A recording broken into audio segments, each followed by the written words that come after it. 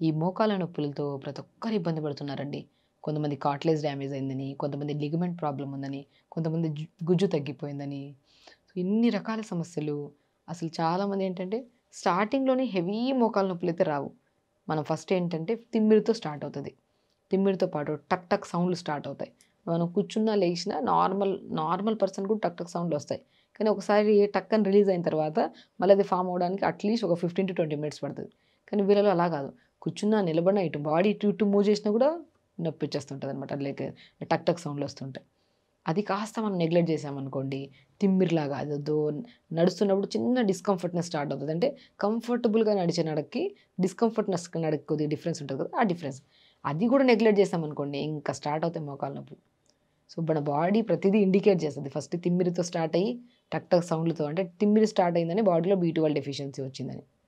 మనం బి12 డెఫిషియన్సీని కానీ నెగ్లెక్ట్ చేశామనుకోండి, అది కాస్త టక్ టక్ సౌండ్ అంటే కాల్షియం డెఫిషియన్సీ వచ్చిందని. సో, ఇంకొద్దిగా ముందుకెళ్ళామనుకోండి bone discomfort D vitamin deficiency వచ్చిందని. ఇంకొద్దిగా ముందుకెళ్ళిందనుకోండి ఐరన్ డెఫిషియన్సీ. చూసారా?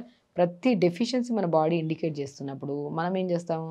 ఇది తిమ్మిరి ఉన్న వెంటనే బి12, డి విటమిన్ తగ్గిండొచ్చు కదా! సో, మనం కొద్దిగా ఫుడ్‌లో మనం మంచి ఫుడ్ తీసుకోవాలన్న ఇది వదిలేసి తిమ్మిరే కదా నెగ్లెక్ట్.